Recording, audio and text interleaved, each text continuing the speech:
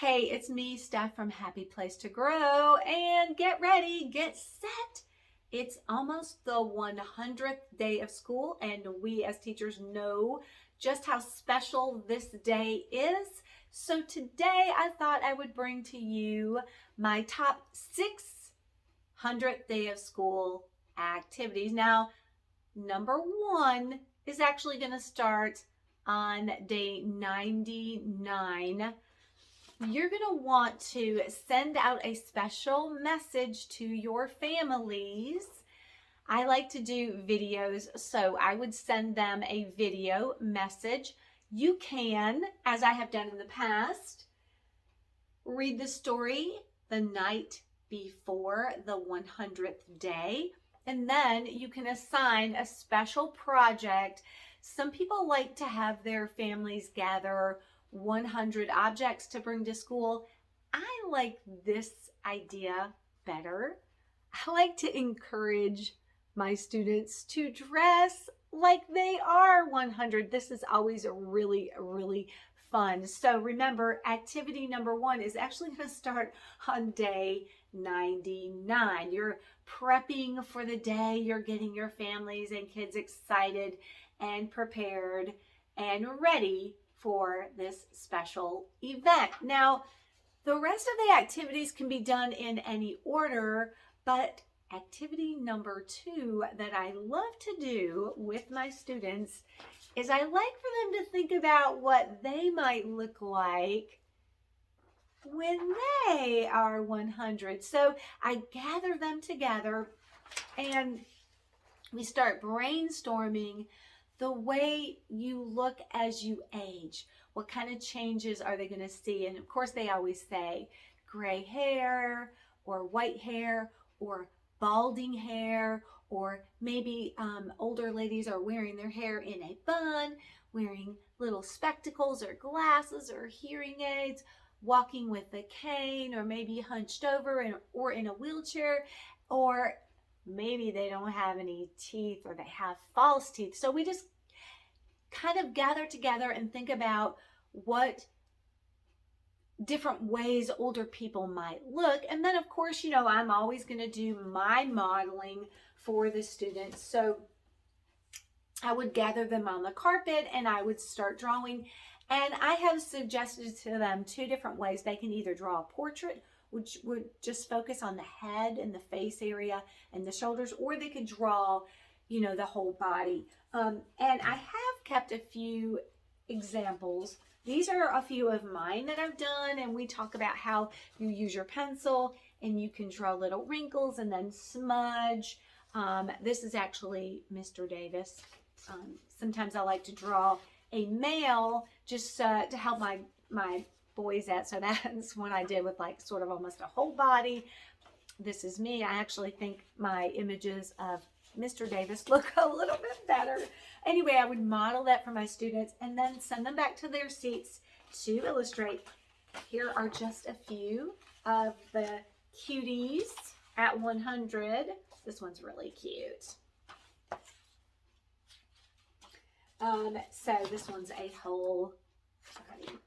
So that's always really fun to get them to think about what they might look like. All right, activity number two is going to involve some writing and money, $100, of course. So again, I would be bringing them to the carpet and we would be thinking about, what if you got $100? What would you do with $100?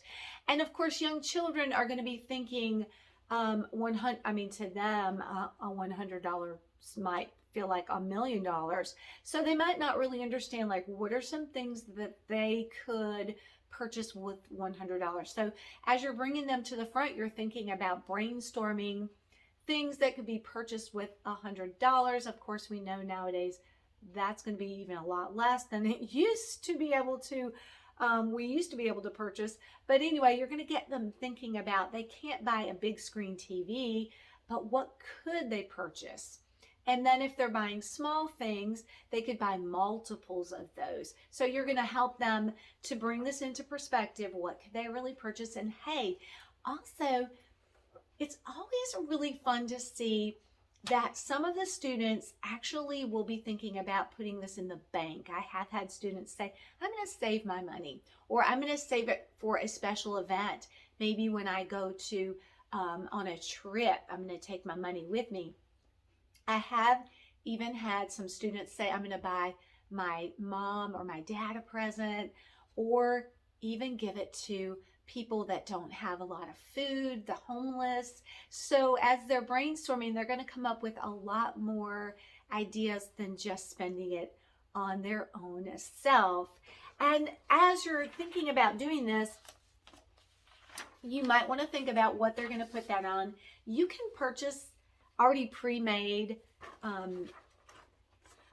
writing pieces of writing paper and illustrating, or you can just create your own. This is something I created in a Google slide. I like working in Google Slides. I did see on the internet something that I hadn't thought about. I always put these in the hall after the event, but I saw where somebody actually put their pages together and formed a class book. That is a fabulous idea that I am sharing. I've never done it, but I think it's a great idea.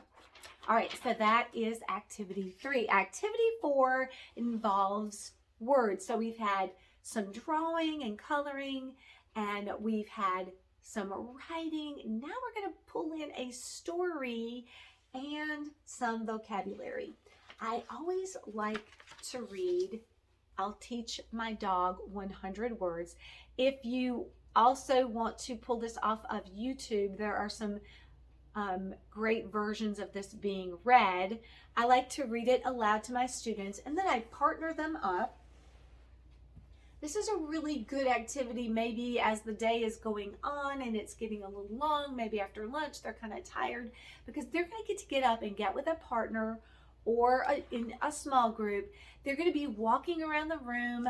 They're going to clip this to a clipboard. This is actually a sheet, a pre-made sheet that I purchased years ago from A to Z teachingstuff.com. And they would just, partners or the small group would just have one sheet. They would go around the room. They're going to be reading words, writing words, discussing, spying, and just getting some energy out. But they're actually doing something educational as they walk around. And so this activity might get a little lengthy. You might want to just put a time limit on this, and you might have to extend it beyond the 100th day. That's okay. I always know that even if I can't finish something in a day, I can always extend it or move it. And then you're going to want to, when they finally finish, bring them back up and let them, maybe each group, share their favorite top 5 or 10 words that they found. So again, pulling in some different types of activity during the day is always fun as you're extending those activities throughout the whole day. All right, now we can't forget math. So activity 5 is going to involve some math. I've got a couple different things that I like to do.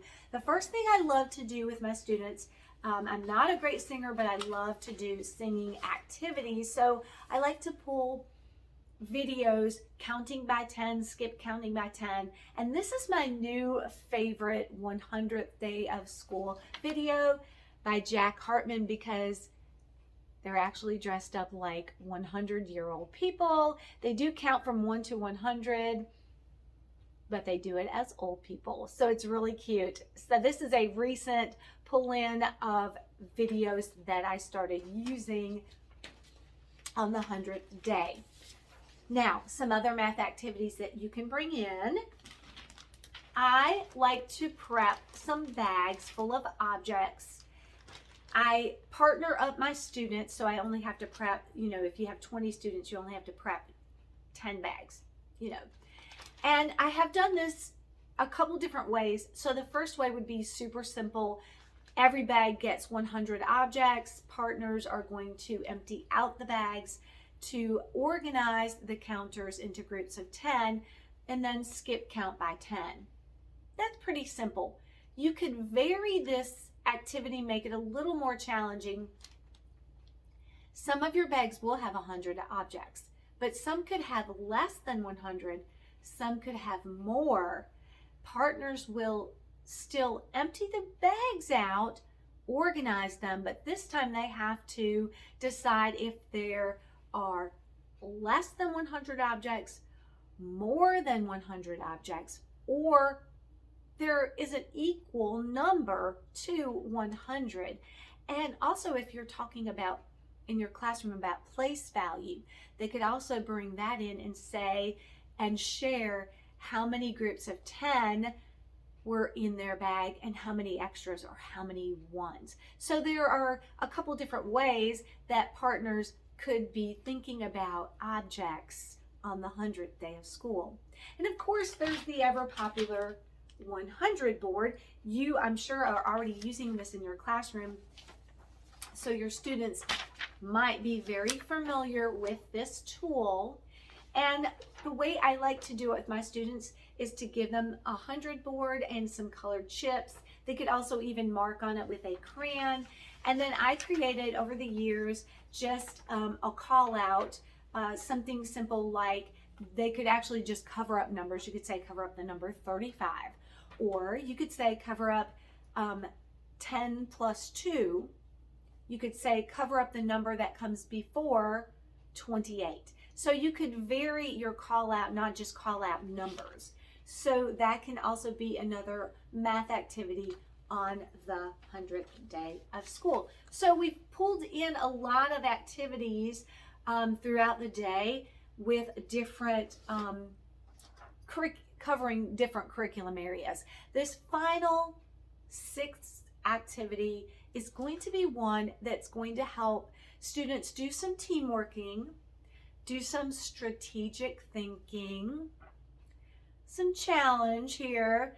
I always love to pop in some puzzles, 100 piece puzzles, that is.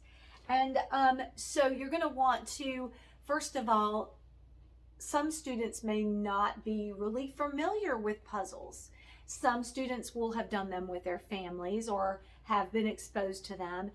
So first of all, you're going to want to talk about the puzzles and give them some guidance on how to work puzzles. And you're going to want to form partners and teams for this. I like to do 3 or 4 in a group. That way they have lots of eyes on the pieces.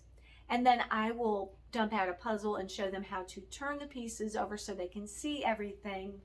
And then to find the pieces with the flat edges, because that's going to be a good starting place. If you can get your frame in, then you can fill in. And then of course, using the box to help them find, there are some things that are easy to put together because it might be very specific, like eyes on the shark. So you're going to want to give them some ways to put puzzles together. This is going to take more than just one day. You're going to want to maybe just pull out a portion of time in the day. I always had some cardboard pieces for the groups to form their puzzles on, so that when time was up and they weren't finished, I could just stack the pieces, the puzzles with all the pieces still out. I could stack them and then put them on a shelf or slide them under something so that they could be pulled out during the week and completed. So, because they're going to want to complete this. Again, this is building visual spatial. It's a little bit challenging, but we don't want to eliminate challenging activities from our students because we want them to build their thinking. So this is a fun way for them to do that. All right. Well, that's my top 6. I know you have your favorites too. Now, one more thing I want to leave you with before we close this video up, and that is, don't forget to have fun and enjoy your 100th day and take some pictures. All right, that's gonna do it for this video today. And as always, have a good one until our next time together.